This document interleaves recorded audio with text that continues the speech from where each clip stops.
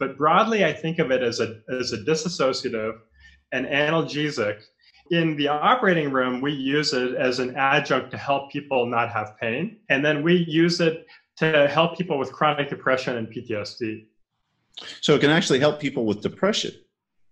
Oh, yeah. You'll see a real percentage of people that overcome and heal from drug-resistant depression. Wow. With ketamine.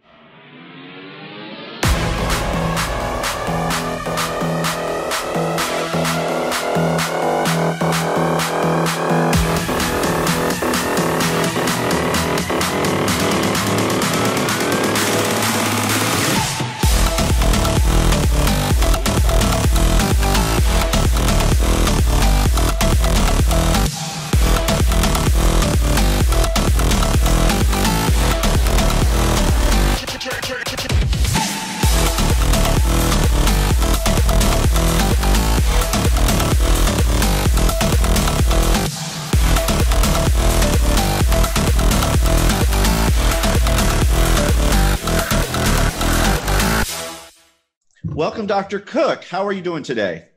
I'm doing fantastic. Thanks so much for having me. Today, what we're going to talk a little bit about is something called ketamine. Now, tell us the benefits of using ketamine and how you utilize it besides just putting people to sleep. Ketamine is a fascinating drug, and it's a dissociative anesthetic. So being a dissociative anesthetic is sort of separates us from pain. So it's actually a relatively good pain relieving medication. Mm-hmm. And it also turns off the depression pathways in the brain. It has broad effects in the central nervous system across a whole bunch of receptors. But broadly, I think of it as a dissociative and analgesic. In the operating room, we use it as an adjunct to help people not have pain. And then we use it to help people with chronic depression and PTSD. So it can actually help people with depression. Oh, yeah. You'll see a real percentage of people that overcome and heal from drug-resistant depression. Wow. With ketamine. Just like in any issue, like for example, we do NAD for addiction. Right. I just said, are there 100 other things that I could stack with it and make it 10 times better?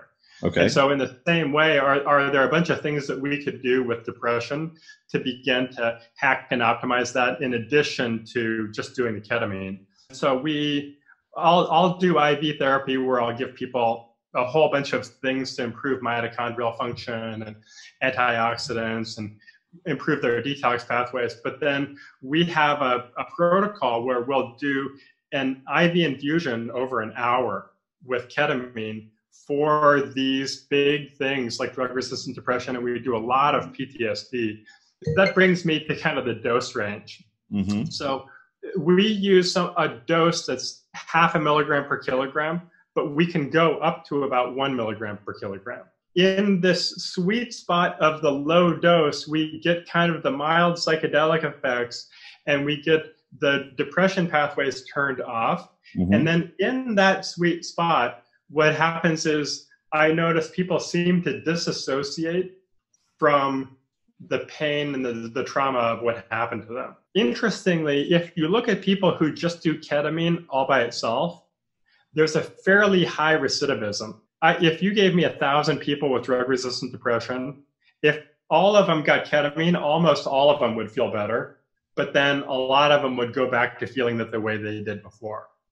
And so I don't see ketamine as a curative therapy for those issues. Uh-huh. But what I do see is if I do ketamine and then I reframe and then they begin to change their life in some way, and then they begin to think about themselves and their families, and we're kind of doing an entire kind of a life upgrade reset.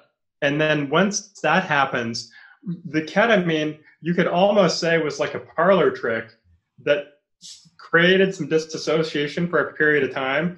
And then during that time, we reset them. Yes. And then once that reset happens, then they get a month or two. And if I can get you feeling good for a month, I can do it again, and it'll probably last for 2 months. Right. And then once you do a kind of a series of that, so I'll have people who will have debilitating lifelong trauma, and they'll come and they'll see me and they'll go away. I say I release you back into the wild, and then they come back, and little by little there's a cumulative experience, and as they're going out there, their immune system's working better, their mitochondria are working better, so they feel more resilient, and the whole world seems less threatening. Sorry for the interruption again. To find out more about this speaker, become a speaker on our show, have Dr. Carter present at your event or podcast, learn more about coaching, consulting, tissue allografts, exosomes, supplements, legal help,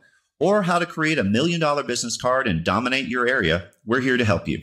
Just text your name and any question to 561-962-1231. Write that down. That's 561-962-1231. Or go to our website at drrosscarter.com to learn more. On with the show. If you said, what is your primary tools that you have?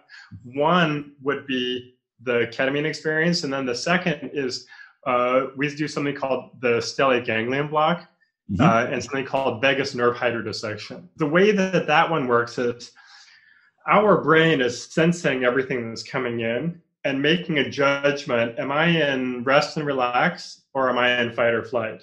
Right. And if I'm in fight or flight, what I do is I turn off the rest of the brain, and then the amygdala projects out of the brain, and then she sends a nerve pathway right next to the carotid artery, and it goes down and it goes into the chest, and it goes right to your adrenal glands and forces your adrenal glands to release epinephrine into your bloodstream.